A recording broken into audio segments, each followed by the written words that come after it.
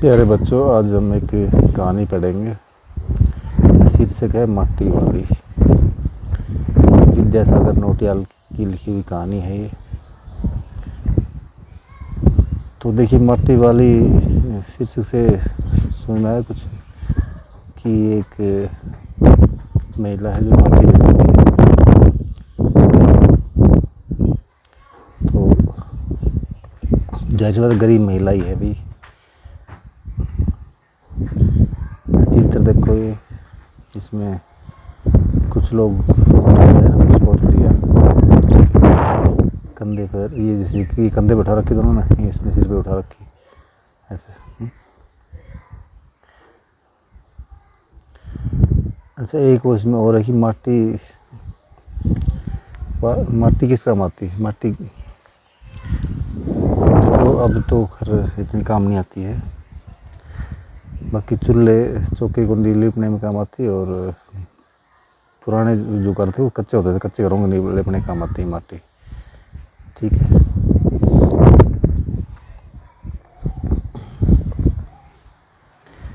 चलो कहानी शुरू करते हैं। शहर के सेमल का तप्पड़ मोहल्ले की ओर बने आखिरी घर की खोली में पहुंचकर उसने दोनों हाथों की मदद से अपने सिर पर धरा बोझा नीचे उतारा। मिट्टी से भरा एक कंटर माने कनस्तर, ठीक है, जिसको हम पीपा भी कह सकते, कनस्तर पीपा। माटी वाली। टिहरी शहर में शायद ऐसा कोई घर नहीं होगा जिसे वह न जानती हो या जहां उसे न जानते हो। घर के कुल निवासी, बरसों से वहां रहते आ रहे किराएदार, उनके बच्चे तक घर घर में लाल मिट्टी देते रहने के उस काम को करने वाली वह अकेली है।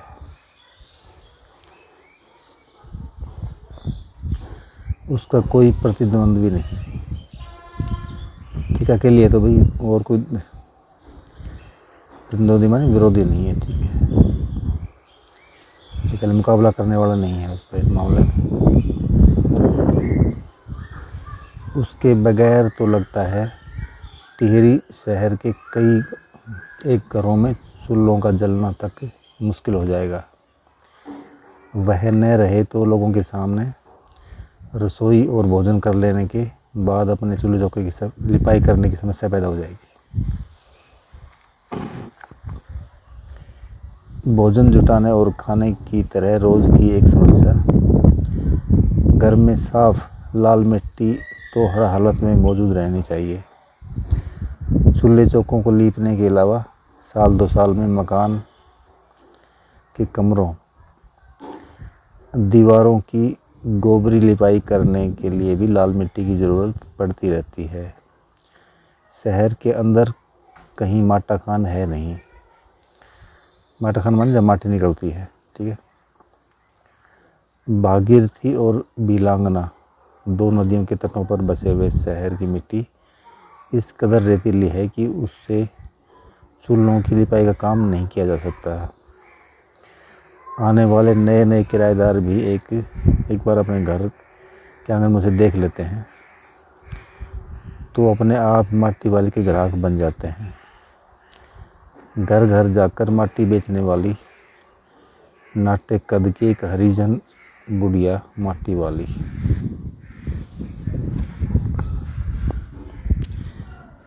शहरवासी सिर्फ माटी वाली को नहीं, उसके कंटर को भी अच्छी तरह से पहचानते हैं। रद्दी कपड़े को मोड़कर बनाए गए एक गोल डिल्ले के ऊपर लाल चिकनी मिट्टी से चुलबुल भरा कनस्तर टिका रहता है।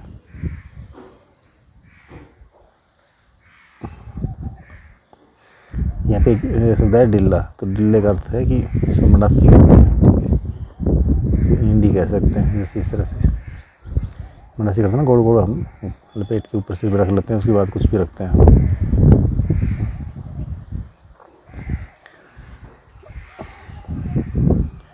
उसके ऊपर किसी ने कभी कोई ढक्कन लगा हुआ नहीं देखा। अपने कंटर को इस्तेमाल में लाने से पहले वह उसके ऊपरी ढक्कन को काट कर निकाल फेंकती है। ठीक है, मिट्टी को ढक्कन की ज़रूरत क्या है? ढक्कन के न रहने पर कंटर के अंदर मिट्टी भरने और फिर उसे खाली करने में आसानी रहती है। उसके कंटर को ज़मीन पर रखते रखते सामने के घर से 9-10 साल की एक छोटी लड़की कामनी दौड़ती हुई वहाँ पहुँची और उसके सामने खड़ी हो गई। मेरी माँ ने कहा है जरा हमारे यहाँ आना, अभी आती हूँ। घर की मालकिन ने माटी वाली को अपने कंटर की माटी कच्चे आंगन के एक कोने पर उड़ेल देने को कह दिया। तू बहुत भाग्यवान है, चाय के टाइम पर आई है हमारे घर। भाग्यवान आए खाते वक्त। वह अपनी रसोई में गई और 2 रोटियां लेती आई। रोटियां उसे सौंपकर वह फिर अपनी रसोई में घुस गई। ठीक है, तुम समझ रहे हो ना इसको कहानी क्या है। माटी वाली के पास अपने अच्छे या बुरे भाग्य के बारे में ज़्यादा सोचने का वक्त नहीं था। घर की मालकिन के अंदर जाते ही माटी वाले ने इधर उधर तेज़ निगाहें दौड़ाई। हाँ, इस वक्त वह अकेली थी, उसे कोई देख नहीं रहा था। उसने फ़ौरन अपने सिर पर धरे डिल्ले के कपड़े के मोड़ों को हड़बड़ी में एक झटके में खोला और उसे सीधा कर दिया। फिर इकरा खुल जाने के बाद वह एक पुरानी चादर के एक फटे हुए कपड़े के रूप में प्रकट हुआ। मालकिन के बाहर आंगन में निकलने से पहले उसने चुपके से अपने हाथ में थामी 2 रोटियों में से एक रोटी को मोड़ा और उसे कपड़े पर लपेटकर गांठ बांध दी। साथ ही अपना मुंह यूं ही चलाकर खाने का दिखावा करने लगी। घर की मालकिन पीतल के गिलास में चाय लेकर लौटी। उसने वह गिलास बुढ़िया के पास ज़मीन पर रख दिया। ले सद्दा, बस हिसाब कुछ है नहीं अभी, इस चाय के साथ निकल जा। माटी वाले ने खुले कपड़े के एक छोर से पूरी गोलाई में पकड़कर पीतल का वह गर्म गिलास हाथ में उठा लिया। अपने होठों से गिलास के किनारे को छुआने से पहले शुरू में उसने उसके अंदर रखी गर्म चाय को ठंडा करने के लिए सूसू करके उस पर लंबी लंबी फूंकें मारी। तब रोटी के टुकड़ों को चबाते हुए धीरे धीरे चाय सुड़कने मानी पीने लगी। चाय तो बहुत अच्छा साग हो जाती है ठकुराइन की। भूख तो अपने आप में एक साग होती है बुढ़िया। भूख मिट्टी की, भोजन मीठा। तुमने अभी तक पीतल के गिलास संभाल कर रखे हैं। पूरे बाजार में और किसी के घर में अब नहीं मिल सकते ये गिलास। इनके खरीदार कई बार हमारे घर के चक्कर काटकर लौट गए। पुरखों की गाड़ी कमाई से हासिल की गई चीज़ों को हराम के भाव बेचने को मेरा दिल गवाही नहीं देता। हमें क्या मालूम कैसी तंगी के दिनों में अपनी जीभ पर कोई स्वादिष्ट चटपटी चीज़ रखने की बजाय मन महसूस कर 2-2 पैसे जमा करते रहने की बात खरीदी होंगी। उन्होंने ये तमाम चीज़ें जिनकी हमारे लोगों की नज़रों में अब कोई कीमत नहीं रह गई है। बाज़ार में जाकर पीतल का भाव पूछो जरा, दाम सुनकर दिमाग चकराने लगता है। और ये व्यापारी हमारे घरों से आराम के भाव इकट्ठा करके ले जाते हैं। तमाम बर्तन भांडे, कांसे के बर्तन भी गायब हो गए हैं सब घरों से। इतनी लंबी बात नहीं सोचते बाकी लोग। अब जिस घर में जाओ वहाँ या तो स्टील के भांडे दिखाई देते हैं या फिर कांच और चीनी मिट्टी के। अपनी चीज़ का मोह बहुत बुरा होता है। मैं तो सोचकर पागल हो जाती हूँ कि अब इस उम्र में इस शहर को छोड़कर हम जाएंगे कहाँ। ठकुराइन जी, जो ज़मीन जायदादों के मालिक हैं वे तो कहीं ना कहीं ठिकाने पर जाएंगे ही, पर मैं सोचती हूँ मेरा क्या होगा।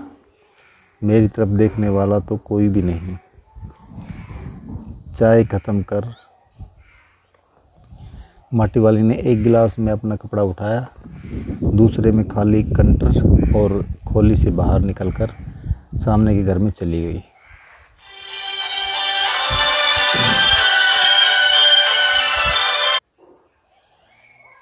ठीक है बच्चों, आगे पढ़ते हैं।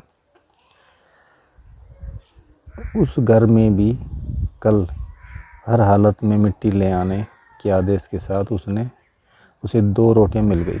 ठीक है,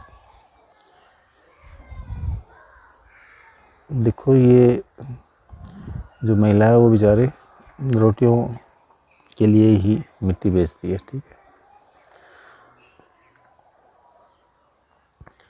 उन्हें भी उसने अपने कपड़े में एक दूसरे छोर में बांध लिया। लोग जाने तो जाने कि वह ये रोटियां अपने बुड्ढे के लिए ले जा रही है।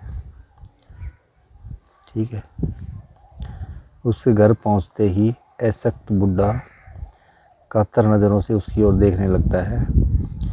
वह घर में रसोई बनने का इंतज़ार करने लगता है। आज वह घर पहुंचते ही 3 रोटियां अपने बुड्ढे के हवाले कर देगी। रोटियों को देखते ही चेहरा खिल उठेगा बुड्ढे का। साथ में ऐसा भी बोल देगी, साग तो कुछ है नहीं अभी। और तब उसे जवाब सुनाई देगा, भूख मिट्टी की भोजन मीठा। ठीक है, मतलब जब भूख ज़्यादा लगती है तो फिर साग हो से ना हो, हम कुछ ना कुछ खाते ही हैं। ठीक है, उसका गांव शहर के इतना पास भी नहीं है। कितना ही तेज चलो फिर भी घर पहुंचने में 1 घंटा तो लग ही जाता है। रोज़ सुबह निकल जाती है वह अपने घर से, पूरा दिन माटा खान में मिट्टी खोदने, फिर विभिन्न स्थानों में फैले घरों तक उसे ढोने में बीत जाता है। घर पहुंचने से पहले रात गिरने लगती है। उसके पास अपना कोई खेत नहीं, ज़मीन का एक भी टुकड़ा नहीं। झोंपड़ी जिसमें वह गुजारा करती है गांव के एक ठाकुर की ज़मीन पर खड़ी है। उसकी ज़मीन पर रहने की एवज में उस भले आदमी के घर पर भी माटी वाली को कई तरह के कामों की बेगार करनी होती है। नहीं, आज वह एक गठरी में बदल गए अपने बुड्ढे को कोरी रोटियां नहीं देगी। माटी बेचने से हुई आमदनी से उसने 1 पाव प्याज खरीद लिया। प्याज को कूटकर वह उन्हें जल्दी जल्दी तल देगी।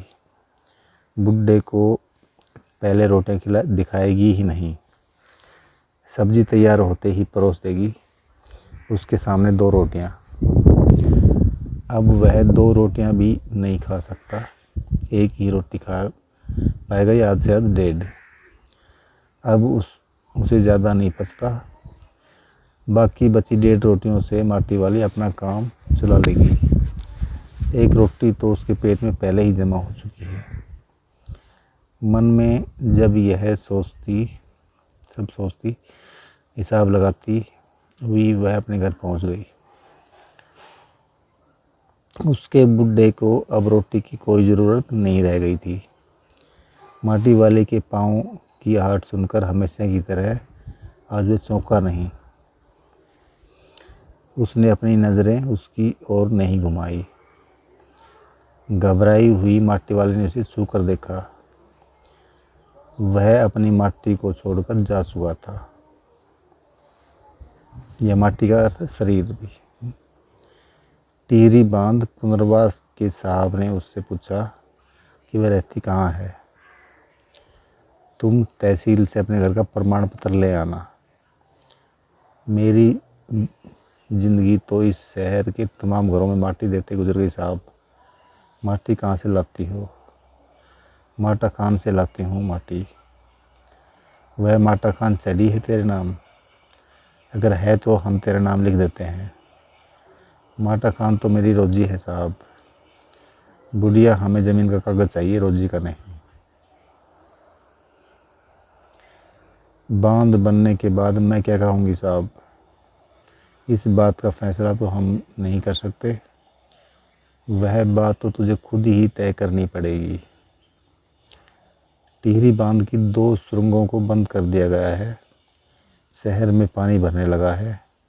शहर में आपाधापी मची है।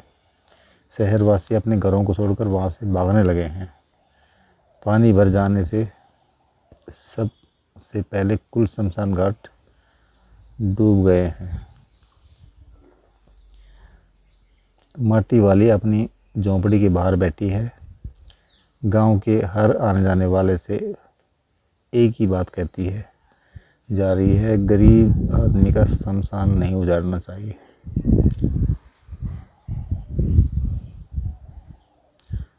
तो प्यारे बच्चों, इस कहानी में जो बताया गया वो ये है कि गरीब आदमी का कोई हाल नहीं है कहीं भी, और उस बेचारे को बहुत परेशानियाँ मिलती रहती हैं। उसको कोई घर नहीं होता, ठीक है, और जहाँ वो काम करता है रहता है वो भी उजाड़ दी जाए तो फिर कहाँ जाएगा बेचारा वो। तो इसके प्रश्न अभ्यास है ये, एक बार देख लो, मैं बताता हूँ मोटे मोटे, बाकी तुम खुद इसमें छांट के कर लेना। इनको ज़रूर लिख के देखना है एक बार प्रश्नों को, ठीक है। शहरवासी सिर्फ माटी वाली को नहीं, उसके कंडक्टर को भी अच्छी तरह पहचानते हैं। आपकी समझ से वे कौन से कारण रहे होंगे जिनके रहते माटी वाली को सब पहचानते थे? देखो, जो माटी वाली है वो हर घर में माटी डालती थी, और कोई वहाँ पे माटी डालने वाला था भी नहीं, ठीक है, और सभी को माटी की ज़रूरत पड़ती रहती थी। इसी कारण सभी उसको पहचानते थे भी, ठीक है। उससे कनस्तर को भी पहचानते थे क्योंकि वो रोज़ देखते थे ना उसको उतरते हुए वहाँ पे। अगला प्रश्न देखो, माटी वाली के पास अपने अच्छे या बुरे भाग्य के बारे में ज़्यादा सोचने का समय क्यों नहीं था? क्योंकि माटी वाली अपने काम में व्यस्त रहती थी, ठीक है। समय किसके पास मिलता है? जो कि निठल्ला रहता है, वो अपने सारा दिन माटी खोदती और घरों में डालती थी। अगला प्रश्न, भूख मीठी की भोजन मीठा से क्या अभिप्राय है? ये मैंने पाठ के बीच में बताया था, बताओ क्या बनेगा इसका? कि जब हम बहुत ज़्यादा भूखे हों तो भोजन में मिठास आता ही है, ठीक है। सब्जी ना हो तो भी चल जाता है, अपने आप स्वादिष्ट लगता है। अगला प्रश्न, पुरखों की गाड़ी कमाई से हासिल की गई चीज़ों को राम के भाव बेचने को मेरा दिल गवाही नहीं देता। मालकिन के इस कथन के आलोक में विरासत के बारे में विचार कीजिए। बताइए भी, विरासत का मतलब जो होता है ना, विरासत कहते हैं, तो उनको हम बेकार नहीं कर सकते, ठीक है। तो विचार यही है कि हमें जो पूर्वजों से जो भी मिलता है, जो ज्ञान मिलता है, परंपराएं मिलती हैं, उनको हमें संभाल कर रखने की कोशिश करनी चाहिए, ठीक है। ये नहीं कि उनको मुफ्त किसी से समझ कर उनको लुटाते हैं। अगला प्रश्न है, माटी वाली का रोटियों का इस तरह हिसाब लगाना उसे किस मजबूरी को दर्शाता है, प्रकट करता है? मजबूरी तो एक ही है, उसकी गरीबी भी, वो बहुत गरीब है और उसके पास खाने को रोटियाँ भी नहीं है, पूरी तरह से भूखमरी की हालत में है वो, न रहने का ठिकाना है न कुछ और। इसके अतिरिक्त तो उसका पति काम नहीं कर सकता क्योंकि वो बहुत बूढ़ा हो चुका है, कमज़ोर हो चुका है। अगला आज माटी वाली बुड्ढे को कोरी रोटियां नहीं देगी। इस कथन के आधार पर माटी वाली के हृदय के भावों को अपने शब्दों में लिखिए। बताइए, देखिए माटी वाली का जो हृदय है वो ये कहता है कि अब मैं अपने पति को सब्जी भी दूंगी भाई, प्याज बना के दूंगी, क्योंकि मैं उसको रोज़ सूखी रोटियाँ देती हूँ, तो बेचारा उसको भी हक है थोड़ा सा रोटी बढ़िया खाने का। ठीक है, और भी एक दो लाइन इसमें जोड़ सकते हो अपने हिसाब से, क्योंकि इसमें विडम्बना ये है कि देखो रोटियाँ में रोटियों के अलावा इसके पास खाना कुछ भी नहीं है।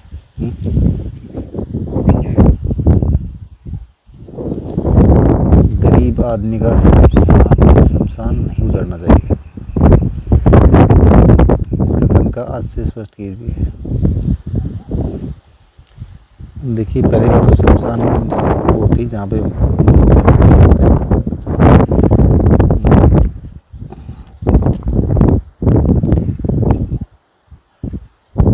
यहाँ पे इसको थोड़ा बड़े अर्थ में लेते हैं, तो गरीब आदमी जो ठिकाना है ना वो नहीं उजड़ना चाहिए। ठीक है, तो उसको भी बेचारी बात है कि कुछ सही ठिकाने पर रहे, वो अपने उसको विस्थापित नहीं करना चाहिए, और विस्थापित तो होना पड़ जाए मजबूरी में तो उसको अच्छी तरह से मकान बना के देना चाहिए, उसका ख्याल रखना चाहिए उसका, क्योंकि धरती माता भी उनका भी है, बराबर का है। ठीक है, लेकिन यहाँ पे यही कहना चाहता है कि हमें गरीबों का भी सम्मान से रखना चाहिए, क्योंकि संविधान में वो भी बराबर के हकदार है, उनके भी उतने हक है। विस्थापन की समस्या पर एक अनुच्छेद लिखिए। विस्थापन का अर्थ समझो। विस्थापन का अर्थ क्या है? एक जगह दूसरी जगह पर जाना, बसना, एक जगह से दूसरी जगह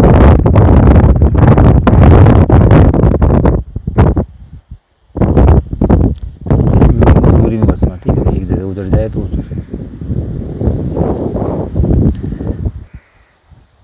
तो जैसे मान लो अगर कोई बांध बनाया जाता है, जैसे यहाँ पर टिहरी बांध का जिक्र आया है इस बात में, तो बांध में फिर कई किलोमीटर तक की जगह जाती है उसमें।